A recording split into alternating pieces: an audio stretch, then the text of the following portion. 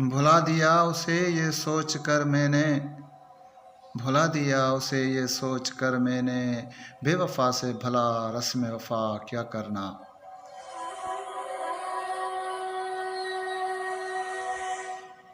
जिसे अजीज़ हो फ़कत अपनी अना ही, जिसे अजीज़ हो फ़कत अपनी अना ही, उनसे ताल्लुक़ निभा कर भला क्या करना।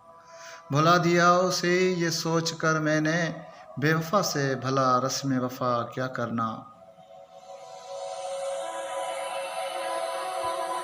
जो हमारा न हो यानी गैर का हो, जो हमारा न हो यानी गैर का हो, उसके लिए खुदा से दुआ क्या करना। भुला दिया उसे ये सोच कर मैंने,